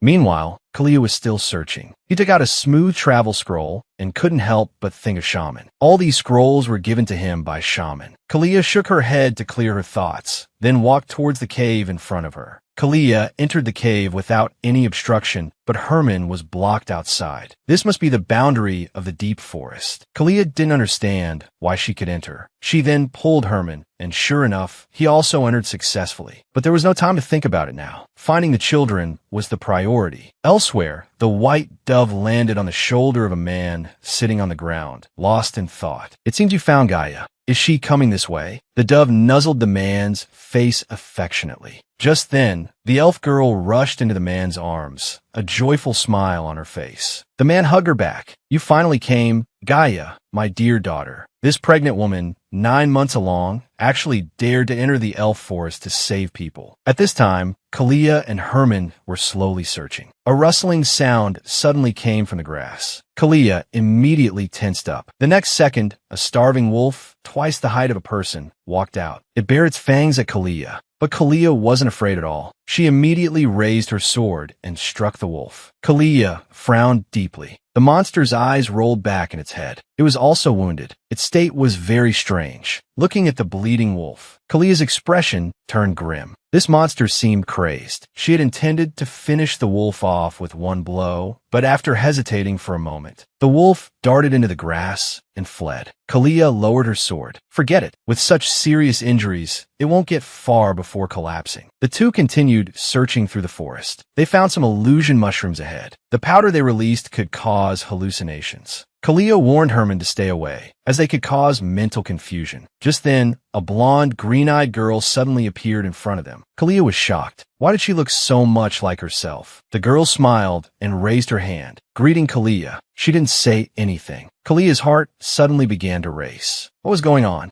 Herman, beside her, asked what's wrong. Kalia pointed ahead. "Can't you see someone there?" Herman said he couldn't see anything. Kalia lowered her head. Many strange things had happened today. An adult elf was wandering alone in the forest. Elves rarely acted alone. Could there be other elves nearby? The girl was still hiding behind the tree, happily waving at Kalia. Kalia began to suspect she was seeing a hallucination. Although she wanted to catch the girl and ask her questions, finding the children was the most important thing right now. So Kalia and Herman continued on. They heard crying in the distance, along with the smell of blood, and decided to investigate. Just then, the girl suddenly grabbed Kalia's hand. Kalia was startled, and a strange feeling arose in her stomach. An elf girl fell in love with a human. Knowing it was hopeless, she pursued him relentlessly, only to meet a tragic end. Just now, a man appeared and helped eliminate the werewolf. While Kalia was puzzled, Gaia jumped out from behind. She hugged Kalia tightly, snuggling against her. But Kalia didn't know who she was and could only ask. Seeing Gaia smiling but not speaking, Kalia introduced herself first. At this moment, the man beside them spoke. "My name is Carl." Carl walked to the werewolf's corpse and took out a stone-like object from it. Seeing Kalia's confused look, Carl explained, "This is a tainted elf stone. These elves can't find peace even in death. Someone forcibly transplanted elf hearts into monsters. They call these things chimeras." Kalia shuddered. How could such a preposterous thing exist? Carl said this sort of thing has been around for a long time. Some call chimeras dark magic. Others call it life-extending medicine. However, this practice has been forbidden. The closest place is Roya. These chimeras likely came from there, but there's no reason I wouldn't have sensed it. Kalia's face darkened. What if these chimeras were created long ago? Gaia gently stroked Kalia's face as if comforting her. Kalia didn't understand. Why would this elf show her kindness? He looked at Carl. You should know this. Only one person can wield the inner spear, the Elf King. It takes a long time for elves to bear children. The fetus needs to grow inside the mother for 5 years. Only when the elf spirit is created during this time can the child leave the mother's body. All elves possess an elf spirit. However, some elves' physical growth rate and the manifestation speed of their elf spirit are inconsistent. Carl's youngest daughter, Gaia, was like that. It took her 8 years to be born. Compared to her siblings, Gaia was very frail, but she was a very warm and lovely child. So Carl always paid close attention to her. However, after Gaia grew up, she fell in love with a human. Human lives are short. Relationships with elves generally don't end well. But Gaia didn't care. Even if their time together was short, she wanted to be with that human. Even if her father opposed it, she was resolute. So Gaia left the forest. Carl regretted it. He shouldn't have let Gaia leave so easily. If only he had stopped her sooner. Then Gaia wouldn't have died. Carl's expression was desolate as he recalled the past. This child is a fragment of Gaia's deceased soul. That's why she can exist here in this form. If you can see the soul fragment, it means you have some connection to the elves. Carl suddenly pointed the spear at Kalia. Now it's your turn to answer me. Who are you? The Elf King pointed his spear at a pregnant woman. What was going on? Just now, Carl coldly asked, who are you? Kalia was about to answer when Gaia stepped in front of her. Father, you're being mean. That's dangerous. Carl was about to explain when Gaia pushed him away. I hate you. Kalia felt warmth where Gaia had touched her. Just then, she heard Herman calling her name. She snapped back to reality. Elsewhere, Herman was holding 2 children. They were both unconscious. Herman had stopped their bleeding. He thought they should be able to make it back to the village. He held the children tightly. He couldn't rely on Lady Kalia for everything. Even if he was alone, he had to protect the children. However, in the next second, a giant werewolf appeared before them. Herman's face paled. He was terrified. Although he had a sword, it was too close. It was too late to draw it. At that moment, the egg the little girl was holding suddenly emitted a bright light. The werewolf was blinded and collapsed to the ground. Kalia arrived just in time and finished off the werewolf with a single blow. Seeing that Herman and the children were safe, Kalia was relieved. However, the little girl's face was tainted with black. It seemed demonic energy had invaded her body. Carl, who was nearby, overheard and approached Kalia. Did you bring these children here? Kalia nodded. They wandered into the forest by accident. Carl used his purification power to cleanse the demonic energy from the little girl. However, the egg she was holding gave Carl a headache. It was a dragon egg. This was the elf forest. A dragon egg couldn't have just been abandoned here. Carl said he had to end the egg's life. Without its mother, it will die sooner or later. Herman disagreed. This egg protected us. Seeing the egg struggling to survive, Kalia thought of her own childhood. She too had fought hard to live. So Kalia decided to take the egg. Carl didn't understand. Humans can't handle something like this, and it will die eventually anyway. Kalia looked at Carl firmly. This egg wants to live. I will take responsibility for it. She was resolute. What kind of magic did this egg possess that made 2 people fight over it? Just now, Carl wanted to kill the egg, but Kalia wouldn't let him. She insisted on taking the egg with her. Carl was frustrated. Even if they took the egg back, it wouldn't survive without magical energy. Kalia said she could imbue it with her own magic. Carl scoffed. You mean your king? Or those insignificant mages? He raised his spear about to kill the egg. Gaia stepped in front of the egg again, creating a protective shield with her power. Kalia was stunned. Why was Gaia helping her so much? Seeing his daughter like this, Carl couldn't say anything more and spare the egg. He used his power to heal the small wound on Kalia's face. There seems to be something within you. The child's soul has a peculiar color. Carl closed his eyes and softly called out, Ella. A dark-haired elf flew out. Carl instructed Ella to escort them out of the forest, as it was now the Dark Elves' active period and the forest was dangerous. Just as they were about to leave, Gaia grabbed Kalia's hand. She said she wanted to leave with them. Inside the magic research room, Shaman was using magic to read intelligence reports. Most of the information was about Kalia. She had been missing for a long time, and Shaman hadn't been able to find any trace of her. He was anxious but helpless. Suddenly, he accessed a crucial piece of information. Marquis Bonnie's recent behavior was strange. Previously thin as a skeleton, he had suddenly become healthy. Logically, his illness shouldn't have recovered so quickly. Shaman then summoned 2 pets. They affectionately rubbed against his face, incredibly docile. Shaman placed a bead in the smaller one's mouth and instructed it to scatter these throughout designated animated cities. Upon receiving the task, the two pets vanished. Shaman smiled faintly. This time, he had given them more magic power, so they should be able to travel farther. But where had Kalia gone? Every time Shaman thought about Kalia leaving, he became furious, wanting to destroy everything. Shaman kept reassuring himself that he would find Kalia, and his efforts had finally yielded results. He had finally found a clue about her. The woman this man had secretly loved for years had suddenly disappeared. He had searched for her like a madman and finally found a trace. Just now, Shaman had found a clue about Kalia. The townspeople said she was with a tall, handsome man who treated her very well. Shaman was incredibly jealous. What kind of man was Kalia with? If he could see her again, he would definitely keep her by his side. He desperately wished he and Kalia were on the same wavelength. Maybe then she wouldn't have left. Elsewhere, two elf girls were singing. They were locked in a cage, like larks. Balp smiled and spoke. "Keep singing. If you please me, you'll live a little longer." The elf girls trembled. "Why did you capture us? Let's go."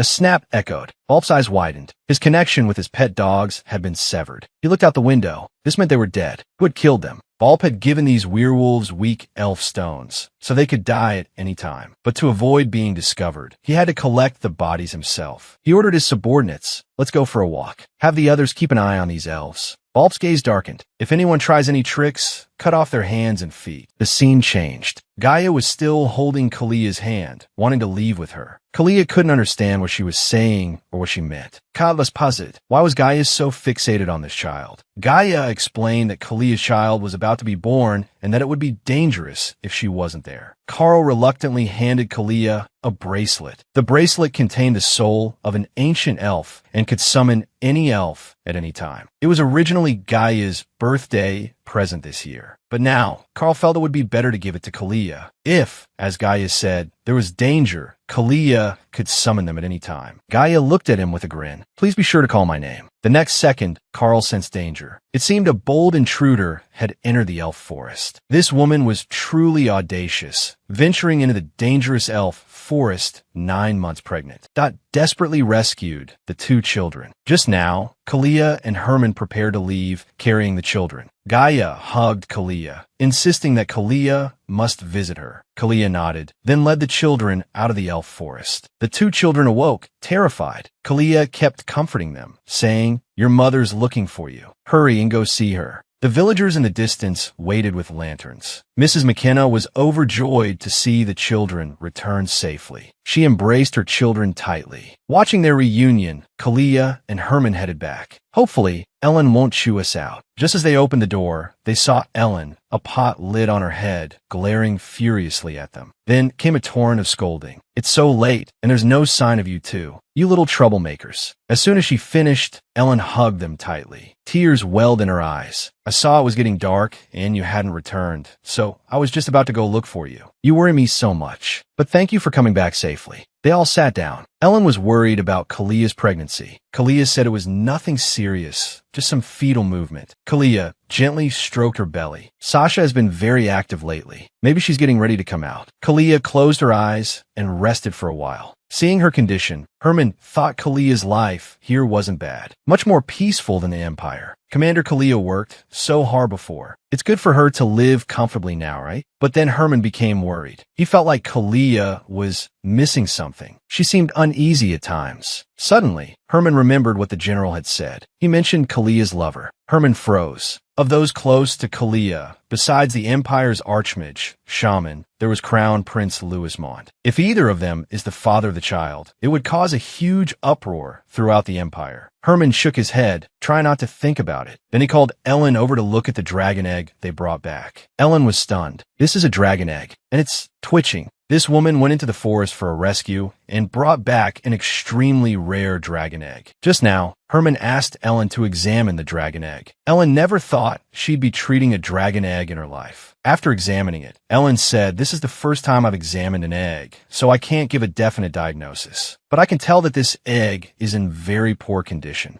Herman suddenly remembered that when the monster approached, the dragon egg seemed to use magic to protect him and the children. Excitedly, he said to Ellen, "Now it's our turn to protect the dragon egg." Hearing about magic, Kalia had an idea. She infused the egg with her sword energy. Although I can't do it like a mage, it should still help. The dragon egg immediately began to shake, absorbing Kalia's sword energy. Kalia infused some of her energy and then let go, saying, "That's all I can give for now." Then she instructed Ellen to go find the Lord. It would be best to find a few mages. Looking at the dirty Kalia and Herman, Ellen, like a concerned father, kept urging them to go take a bath. Meanwhile, Balpoo had entered the elf forest. He looked at Carl in front of him and asked curiously, "Are you an elf? Why don't you have the peculiar glow of elves?" As soon as he spoke, Balpoo's heart began to ache. Carl said calmly, "You and the brat behind you carry a scent that doesn't belong to you." Balpoo understood now. Carl possessed a formidable power and aura. Only the Elf King could emanate such power. Just then, Balpoo's subordinate removed his hat, revealing a face that didn't look human. Carl panicked. He sensed a demonic presence. But they're not demons. They're demonic chimeras. What are they planning? Seeing the situation spiraling out of control, Balpoo immediately ran. Several elves blocked his path. The elves had only one thought: to kill Balpoo. Balpoo was more than capable of handling a few elves. He grabbed one and threw it hard. The elf crashed to the ground. The other elves, afraid to approach, could only watch as Balpoo escaped. Back in the house, Balpoo whispered a name, Diamond. A dark-skinned woman immediately appeared behind him. She fussed over Balpoo. "If you make a pact with me, this dark mage, you will not only be favored by demons, but also gain immense power." Balpoo showed no interest. Diamond quickly changed the subject. "I heard the woman who went into the forest to save someone brought back a dragon egg. If you like it, I'll steal it for you. How about that?" Balpoo finally smiled. "I really like you, Diamond." That woman was the commander of the Empire's First Night Order, but she unexpectedly got pregnant with her good friend's child. She ran away alone to give birth to the child. Meanwhile, Alan and Herman, carrying the dragon egg, arrived at the Lord's house. The Lord wasn't home, so they had to wait. They chatted to pass the time. Suddenly, Kalia was mentioned. Kalia was about to give birth. Alan had intended to take the dragon egg to the nearby Magic Valley, but Kalia's due date had moved up, so they couldn't leave for now. Alan felt a little melancholic. The baby is growing up so fast. We need to be ready for the delivery this week. But thankfully, she hasn't had any complications. Herman said with a smile, "I heard from the adults that her body feels very light. Aren't you being overprotective of her?" Alan had a headache. Even after the delivery, she'll need proper care. You can't keep stirring things up around her. What if she develops lasting health problems? Herman said he would do his best to attend to her, so Alan shouldn't worry. Just then, the Lord arrived. He was surprised to hear that Alan and Herman had brought a dragon egg. Herman took out the egg. It wasn't in good condition. This was the Lord's first time seeing a dragon egg. He wasn't very knowledgeable about such things, so he used magic to contact the nearby Department of Magic. Upon hearing about the dragon egg, the people at the Department of Magic immediately became anxious. What's the condition of the eggshell and its temperature?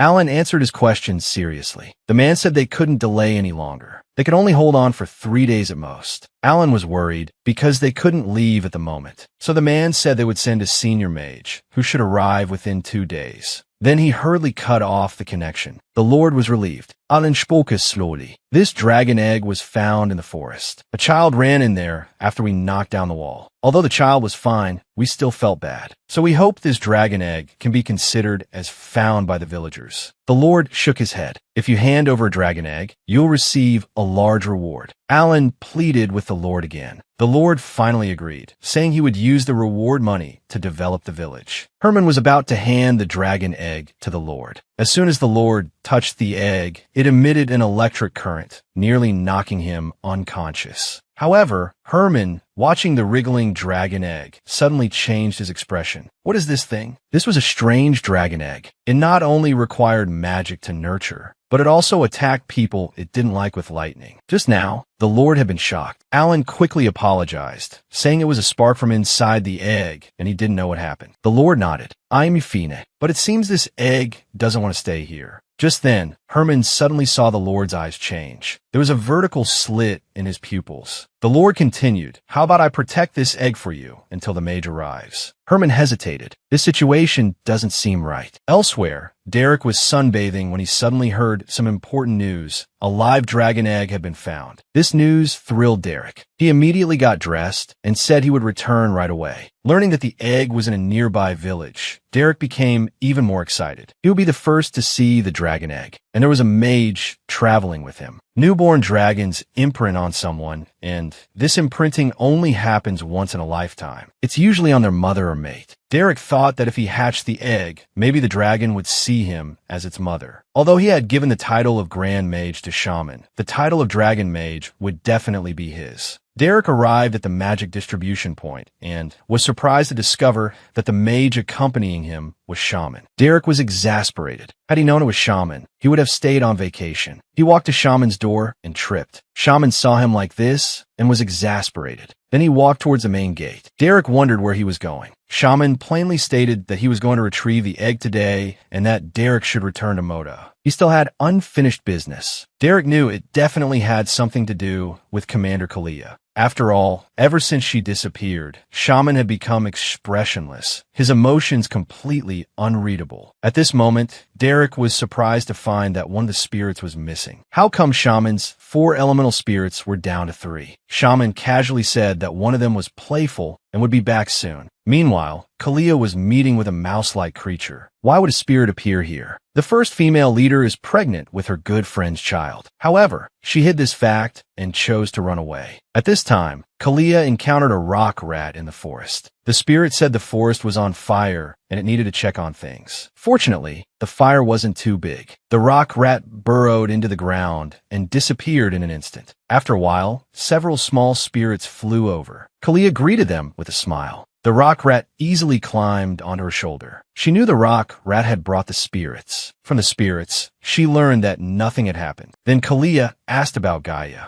The spirits said that Gaia only comes out on her birthday. If she wanted to see her, Gaia would come. This was the place where she was born in Gaia's favorite forest. Carl was heartbroken by his daughter's death. This ancient tree recreated her. Then the spirits left. After they left, Kalia had to leave too. Kalia told the rock rat to go back to its owner. Just then, a sharp pain shot through her stomach. But Alan said it wasn't time yet. Kalia could only endure and leave. Back in town, she ran into McKenna and his daughter, Sejean. Sejean greeted Kalia and then asked if she had saved her. Kalia gave an embarrassed smile, not wanting to talk about it. McKenna invited Kalia into his house. He had also thought that spirits had saved the children, but after hearing Sejean's account, McKenna immediately realized it was Kalia. McKenna's eyes reddened. "Thank you so much, but please don't do that again. You need to take care of yourself. You were about to give birth, and at the time, I was only thinking about the children being safe. I'm so sorry." Kalia reassured him that it was all right. McKenna couldn't help but cry.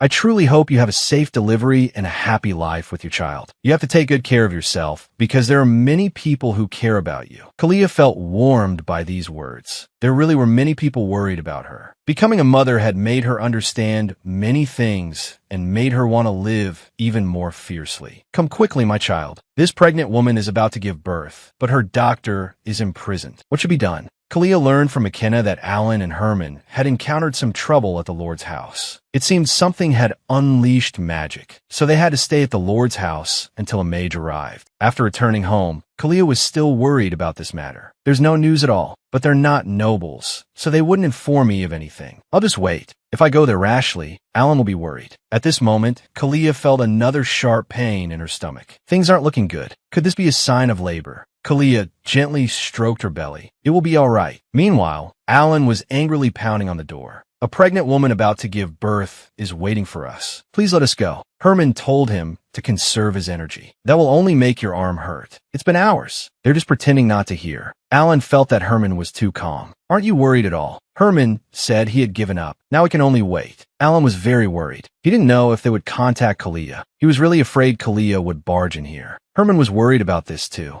Alan was restless. I had already warned him. He should be careful. I have a bad feeling. Not all expectant mothers give birth on their due date, because we don't know exactly when it will be. If preparations aren't made in advance, both the mother and child will. Alan's wife, during childbirth, wasn't fully prepared. It led to complications. Alan doesn't want to go through that again. He then went to bang on the door, urging us to go back. I can come back tomorrow morning. Herman walked to the window. Could we jump out from here? He then kept looking around the room, trying to find a way to leave. However, in a blink of an eye, he found Alan collapsed on the floor. There was also an unknown black mist beside him. Herman panicked. What is this? He hugged the dragon egg and quickly retreated, hiding by the window. The door suddenly opened. The Lord, with a gloomy face, entered. His beloved woman had suddenly disappeared. This man frantically searched. He finally found a trace of his lover, only to discover she was 10 months pregnant. At this time, Shaman said he would die without Kalia. He didn't know why she left. Shaman clutched his head. How could I not look for her? Although leaving without saying anything was really unkind, how could he hate Kalia? Kalia was his salvation. Shaman said he must find her as soon as possible. Herman also understood. It turned out he loved Kalia so deeply, even to the point of madness. Although it might be a little dangerous, Kalia, knowing someone loved her so much, should fill her emptiness. Herman suddenly spoke. I can tell you where Kalia is. Alan immediately became anxious. This isn't something we could decide. Herman explained, we don't have time to delay any longer. Wouldn't it be better to go back and take care of Kalia sooner? Hearing these words, Shaman became anxious. What do you mean no time? Did something happen to Kalia? He emanated a powerful aura. I see you seem to be a doctor. If something happens to Kalia and you're still delaying like this, be prepared for the consequences. Just then, the rock rat spirit suddenly appeared. Shaman asked where it had been and why it only appeared now. The rock rat squeaked excitedly. Shaman understood. Did you meet that woman there? The rock rat kept nodding. Shaman read the rock rat's memories and saw Kalia. He kept repeating Kalia's name, his longing reaching its peak. Elsewhere, Kalia was stroking her belly. It seemed she was about to give birth. Alan needed to come back quickly. While she could still move, she decided to go downstairs and wait. Kalia slowly walked down the stairs. Then she heard a knock on the door. Who could it be so late? If it were Alan and Herman, they wouldn't knock. Just in case, Kalia drew her sword. Just as she called out to ask who it was, a sharp pain shot through her belly. Kalia cried out and sat down on the floor. The person outside anxiously pushed the door open. It was Shaman. Kalia was shocked to see him. Shaman remembered Herman's words. Absolutely do not frighten Kalia. No matter what she looks like, don't question her. But what Shaman didn't understand was what was going on with Kalia's belly. This man's lover had suddenly disappeared. After finally finding her, she was about to give birth. Just now, Shaman found Kalia and asked what was wrong with her belly. Kalia chuckled. What else could it be? It's just as you see. Shaman was shocked. Could it be from that time? Kalia immediately denied it. Just as she was about to speak, a sharp pain ripped through her belly. Shaman rushed forward to support her. Kalia gritted her teeth. Go get Alan. Hurry. Although Shaman was furious, now wasn't the time for jealousy. He picked up Kalia and activated a teleportation circle. Elsewhere, Alan was extremely anxious. Kalia needed a quiet environment. Herman kept telling him to calm down. The next second, Shaman emerged from the portal holding Kalia. Kalia looked to be in great pain, unable to speak. Alan quickly asked when the contraction started. Kalia was already in too much pain to respond. Herman hurried to find a room in the farmhouse. Shaman was incredibly anxious. It was the first time he'd seen Kalia in such distress. She usually remained stoic, no matter how badly injured. He tried to use magic to ease Kalia's pain, but Alan immediately stopped him. What are you doing? Using magic randomly could harm the mother and child. Shaman tightly gripped Kalia's hand. Alan said they needed to get some bread. Shaman immediately decided to go and get it. After learning the location, he left in a flash. He returned in less than a minute. The mayor's wife had made a room available. Shaman carried Kalia to the bed. Alan examined her and said that a midwife with experience would be arriving soon. They just had to wait for a bit. He then started to leave. Shaman grabbed Alan's arm. Where are you going? Shouldn't you be doing something as a doctor? Alan was forced to explain. Right now, the mother needs to be examined, and being by her side is what her partner should be doing. Since I am not Kalia's father, Aden smidet fintly. Childbirth is a very painful experience. Please, your grace, stay with her until the end. Shaman sat by the bed, watching Kalia. He wished he could bear the pain for her. Soon, Kalia woke up. She asked Shaman why he was there. Shaman held her hand tightly. Kalia, because you're here. This couple found a rare dragon egg and intended to give it to the mayor, but they were imprisoned by him. At this moment, Herman discovered Alan collapsed on the ground, and the mayor walked in with a sinister look. He grabbed Herman's hand.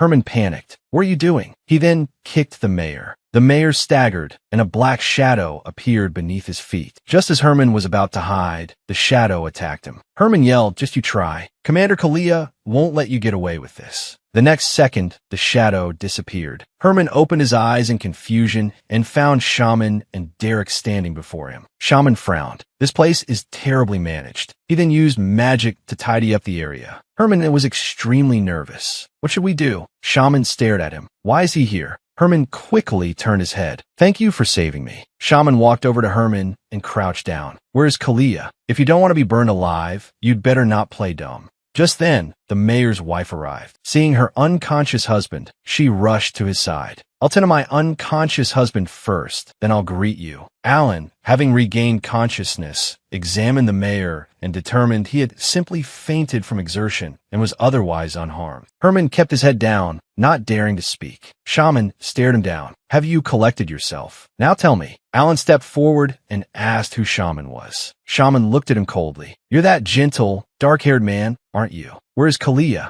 Both of them claimed they didn't know. I won't be fooled so easily, Shaman said. If you want to stall for time, I can wait. Waiting all night is nothing to me. Shaman glared at Alan with disgust. I really want to get rid of this guy. He'd heard that Alan had gently held Kalia's hand, but Shaman couldn't let anyone close to Kalia disappear. What if he was the one Kalia loved? Shaman could easily make Alan vanish. However, there were still some things he needed to confirm. Even if Kalia truly had fallen in love with this man, she wouldn't leave him in this remote place. Herman mustered his courage and spoke. I heard Kalia left a letter for you, Master Shaman, saying she would return someday. Why are you still looking for her? Alan, who had already figured things out, thought perhaps this man is Kalia's father. But Herman would never betray Kalia. He owed everything to her. Shaman smiled faintly. Why am I looking for Kalia? Because I might die without her. This woman unexpectedly became pregnant with her good friend's child. She chose to leave secretly and give birth. By the time the child's father found her, she was already in labor. Shaman held Kalia's hand. I won't ask anything now. I just want you to be in less pain. The contractions kept coming. Kalia was too weak to speak. Shaman noticed the bracelet on her hand. This isn't an ordinary item. How could Kalia have this? Kalia, eyes tightly closed, suddenly remembered Gaia's words. She cried out Gaia's name. The bracelet began to glow. Gaia quickly arrived at Kalia's side. Shaman looked at him, puzzled. He then cast a magical barrier, preventing Gaia from approaching. Gaia anxiously patted the barrier. The Elf King appeared. That's my daughter, Gaia. He glanced at Shaman, somewhat surprised. This triggering can only be done by someone who has reached the state of enlightenment. He's a being beyond human comprehension. Gaia kept patting the barrier. There's no time. The Elf King explained that he had come to help Kalia with the delivery. If you want her to give birth safely, she may need the power of nature. The child is also a part of nature. Shaman didn't understand what this meant. Kalia, forcing herself to speak, told them to come in. Gaia then came to Kalia's side. He held her head, and a brilliant light emanated from both of them. Shaman needed the Elf King to explain what was happening. The Elf King explained, it's giving the child the power of nature that it needs. He asked Gaia, are you going to give all your power to Kalia? If you do, you will disappear. Gaia looked back and smiled faintly. The Elf King understood. He took out a small knife and stabbed it into his own chest. Blood flowed out immediately. Then he chanted a spell. Give my soul to him. As soon as he finished speaking, the blood quickly congealed, transforming into a shining ruby. The gem flew to Kalia's stomach. Shaman anxiously asked, what are you doing? The Elf King explained, Gaia wants to shatter his own soul to do something for the child. But Gaia's power is very weak now, so I have to help him. The elf stone the child possesses is incomplete. The strange thing is this kind of kinship spell can only be used on those of the Elf King's bloodline. This woman was abandoned as a child and struggled her way to becoming a knight commander. It's only now, at the time of her labor, that she learns she has elven blood. Kalia was confused. Do I really have elven blood? Before she could think further, a sharp pain shot through her stomach. Kalia cried out in pain. Gaia's face was filled with worry. Elf King Carl said, you can call the human doctor now. The little elves immediately flew out the door. The next second, the door was pushed open. Alan rushed to the bedside. Carl held Gaia tightly. It will be all right. We'll leave it to the humans now. We just have to trust them and wait patiently. Carl carried the weakened Gaia out of the room. Everyone outside was extremely tense, especially Shaman. He clenched his hands, praying that Kalia would give birth safely. Half an hour later, a cry rang out. Shaman immediately rushed into the room. The elves were cleaning up the bloodstained sheets. Alan was finishing up. Kalia's consciousness was hazy. Alan happily held the baby. It's a boy. He's the heaviest baby I've ever delivered. Alan placed the child in Kalia's arms. You've worked so hard. Kalia gently stroked the child. I actually gave birth to this child. This isn't a dream. I finally have a family. Kalia smiled with happiness. Shaman couldn't help but smile as well. He stayed by Kalia's bedside until nightfall. Kalia, exhausted from the day, had fallen asleep. Shaman was filled with uncontainable joy, his eyes full of the happiness of having her back. Even though Kalia is always a worry, it's so good to have her back. Just looking at her made his heart pound. Shaman gently caressed Kalia's face. He kissed the back of Kalia's hand. You've been through so much. No matter who you are, no matter what secrets you hold, I will always protect you. Because you're my whole world. So please don't leave me. Kalia slowly opened her eyes. She saw Shaman by her bedside and was stunned. Shaman's eyes were full of love. You're awake. It took Kalia a moment to react. What's going on? It was as if she had unexpectedly become pregnant with her good friend's child and ultimately chose to run away. 10 months later, she finally gave birth. Kalia had already given birth to the child. It was a very cute baby boy, sound asleep. Herman was overjoyed. It's a pleasure to meet you, Lady Sasha. Lady Kalia was looking forward to the birth, and I've been eagerly waiting as well. Herman yawned, overcome with sleepiness. He soon fell asleep in a chair. The Elf King, Carl, immediately appeared. Sleep for now. Seeing what happens next won't do you any good. Meanwhile, Shaman was supporting Kalia. Although she had just given birth, her stomach hadn't fully recovered. Seeing Shaman supporting her, Kalia couldn't help but blush. I'm Fina. Shaman couldn't resist teasing her. Then why are you walking so unsteadily? Kalia hadn't seen Shaman in months, and he seemed even more handsome now. Shaman smiled. Should I carry you? I think that wouldn't be so bad. Kalia's face flushed crimson, her heart pounding in her chest. She felt a strange, ticklish sensation, but she didn't dislike it. Shaman embraced her. Just then, Kalia suddenly saw Carl standing before her. She immediately pushed Shaman away. Didn't you return to the elven forest? Carl frowned. It seems you're quite distressed. This kind of kinship spell can only be used on those of elven royal blood. Kalia was confused. She had no elven blood. She was clearly human. How could she possibly have elven blood? Carl walked over to Sasha. A newborn child only has one chance to receive the Elf King's blessing. All elven children receive the blessing. As long as Carl knew of the child, not one was left out. Carl touched Sasha's face and bestowed the elven blessing upon him. May you have strong limbs and a clever mind. May your ears not be defiled by flattering words. May your voice be as lovely as a singing bird. Sasha was still fast asleep. After the blessing, a mark appeared on his forehead. Finally, Carl kissed Sasha and said with a smile, and lastly, never leave your parents. Never commit an act of disobedience.